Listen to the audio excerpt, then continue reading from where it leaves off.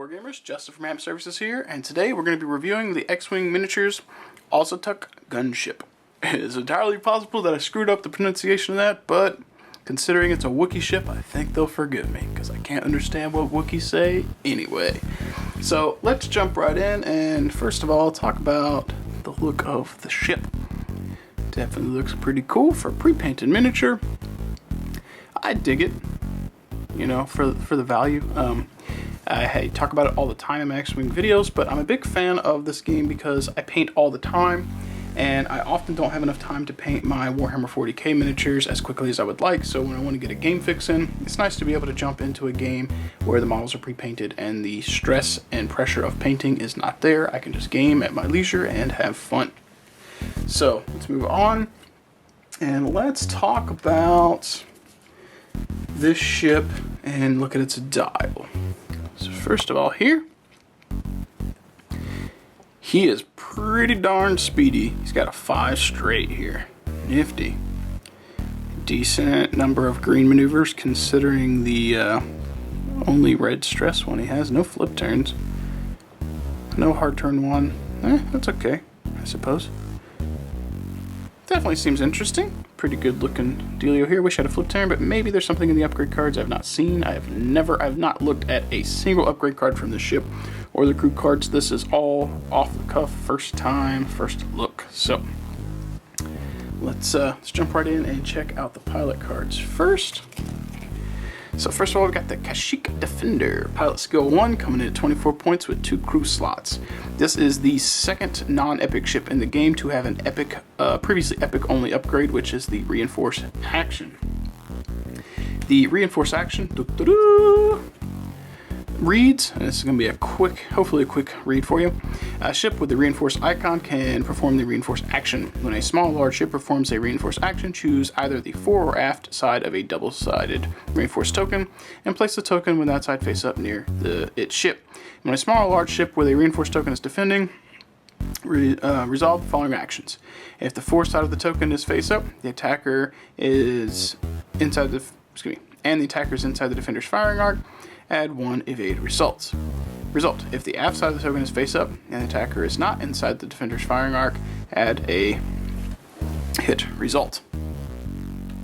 So interesting. If the effect does not spin the reinforced token during the end phase, remove all reinforced tokens.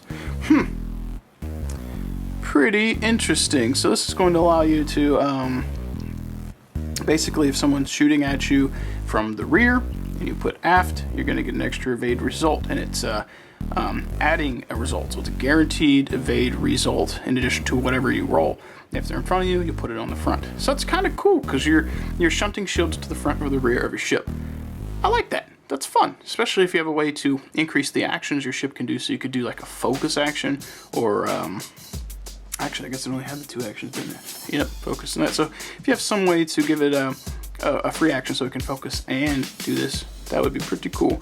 Or maybe even give it the upgrade out of the Y-Wing that, I forget the name of the card, forgive me, but it lets you do a barrel roll. So you could put that on there and give them an extra action too. Interesting, but I think it's cool because this is the second ship in the game to have an epic only action. So it comes in with 3 attack dice, and it's got 1 evade, 6 hull, 3 shields. So kind of similar to a B-Wing. This little icon here looks different than a normal attack icon. Let's just grab the U-Wing one I've got laying here. Different icon, which got me thinking, why is it different? I didn't even look at these because I just assumed it was a normal small ship. I think this is actually the first small ship in the game to have a 180 front arc. Very, very interesting.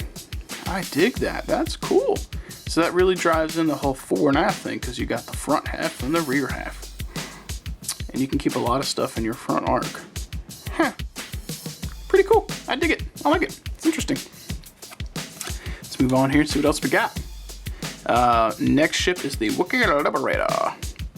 He comes in at 2 points more than the previous pilot with a 2 higher pilot skill, and adds on the elite pilot talent slot. So this could give him some pretty nifty things to enhance himself with. Moving on for 2 points more here. So we went from 24 to 26 to 28. And he has got a 2-point higher pilot skill over the previous. We have Lorik, or whatever the Lorik noise that the Wookiees make. Anyway, his pilot skill is going to read: when another friendly ship at range 1 is defending, you may spend 1 reinforced token. If you do, the defender adds a evade result. That's pretty cool, because that's going to allow you to support your friendly ships and sit in the back. That is pretty nifty. I dig it. Finally, for the last guy, coming in at 2 points more, so we had a 24-pointer, 26-pointer, 28, now a 30. 2 higher pilot skill as well. His ability reads: when attacking, and well, actually, hang on, what's his name? Whatever you say. I don't know how Wookiees would say that guy's name. I'm trying. It sounds terrible. His ability reads: when attacking, if you have no shields and at least 1 damage card assigned to you, roll 1 additional attack dice. Pretty cool. Kind of, they're kind of tanky with their life, but if he's lost his shields and he's got a damage card on him, he's rolling 4. At range 1, he's rolling 5. Not bad. Huh. I do wish they had a slightly higher evade, but maybe they're trying to make you make up for that with crew cards. We'll see. Let's check out the upgrades and see what they got going on here. For one of the EPTs they provide me with, you've got Intimidate, which comes in at 2 points. While you are touching an enemy ship, reduce that ship's agility value by 1. Not a big fan of that, because I don't like trying to be a blocker with small ships. You can do it, but things like this are more easily utilized on big ships. Moving on. Selflessness, small ship only, rebel only. 1 point. When a friendly ship at range 1 is hit by an attack, you may discard this card to suffer all uncancelled hit results instead of the target ship. Not bad. You could actually do some shenanigans with this on one ship and then Chewbacca on another ship who could eat crits. So all the uncancelled hits go one way and a critical goes another way. Pretty cool. Also, probably stacks pretty well with this guy who, when attacking, if you have no shields and at least 1 damage card assigned to you, roll 1 additional attack dice. Throw selflessness on him so that you know that you can force some damage into him to save someone else, and then when he shoots, now he's got his effects. Essentially kind of sharing the life pool. Next up for crew, starting with the crew, we've got Breach Specialist coming in at 1 point.